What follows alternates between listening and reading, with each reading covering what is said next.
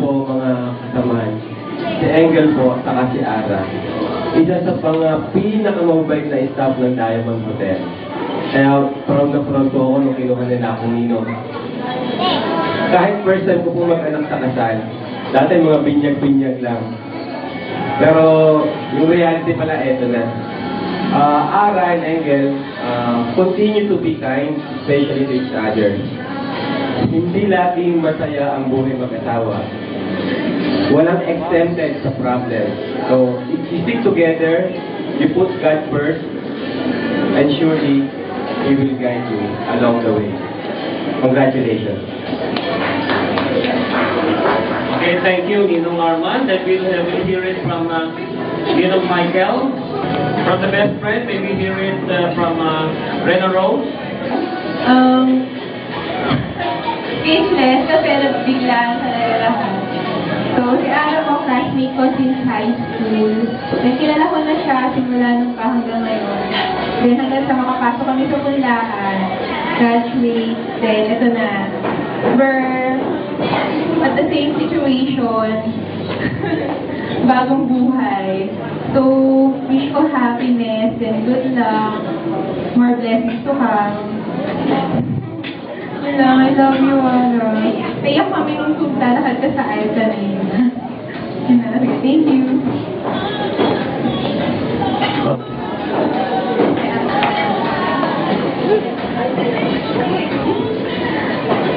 Ara, Engel, congratulations sa inyong dalawa. Sana magtagal yung relationship nyo. Hindi pala magtagal. Magtatagal talaga. Good luck sa mga pagsubok na darating. Sana makayanan nyo.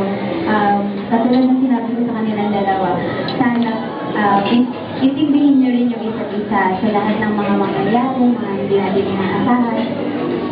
Saka yung blessing na darating sa inyong dalawa, mahalin nyo yun. Siyempre, hindi lang kami tatlo. Tapos, good luck sa inyo.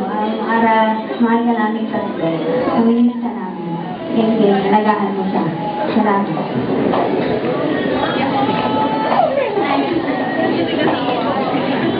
Okay, how about your schedule, Papa? Hi, Engel. Siyempre, congratulations. Saka, happy kaming tatlo sa araw na to kasi bagong buhay. Pero, at the same time, sobrang nalulungkot ako kasi alam naman natin lahat na since Tinder, magkasama na tayo. And ngayon na tayo magkakahiwalay. Naiiyak ako kasi yung decision mo na mapatayo yung bahay mo sa amin kasi sabi mo sa Madawan ka na mag-stay. Nalulungkot lang ako kasi after grad, after 5 months tayo ulit nagkita-kita and then ito yung balita mo sa amin kaya nabigla kami. Sabi ko sa'yo, di ba hindi ako pupunta sa kasal mo? Joke lang yun. Sobrang mahal na mahal ka namin. Saka, Engel, lumanda ka sa amin. Lalaki ng katawan namin.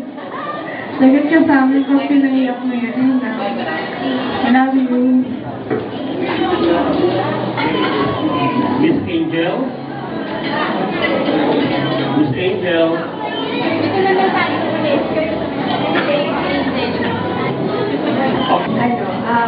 Siyempre, hello, congratulations sa inyo. Sasabi ko lang, always put God in the center of your relationship. At hindi okay ang lahat. Basta, lagi yung mahal niyo isa't isa, respeto at saka ilibig niyo isa't isa. Yun lang, basta kung may problema, aral yun talaga para sa'yo. Yun lang. Okay, thank you, Renalyn, Laureline, April, and Angel. Let's give them a big round of applause. Mahal po natin sila sa kanilang advice sa newlyweds. So at this point, pupunta na po tayo sa sabitan. Tinadance called sabitan. So, I am inviting everyone to please come forward and bless the newlyweds after we have been blessed. It is our turn to bless them. Okay? Dahil po sa kanya yung as we let this come forward. Kung na magsasabi, let's bless them even. So please, kung wala akong as we let, kaya anong nalaman sa kanila?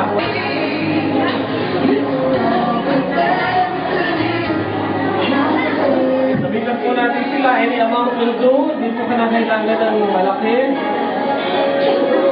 Come on everybody, be a partaker of this bed. Be a partaker of this event.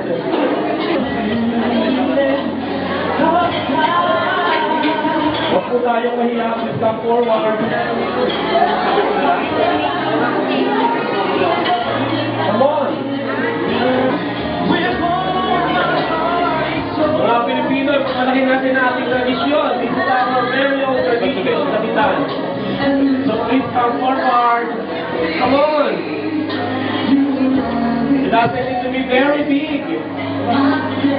Let us be a part of the blessing. Come on, everybody.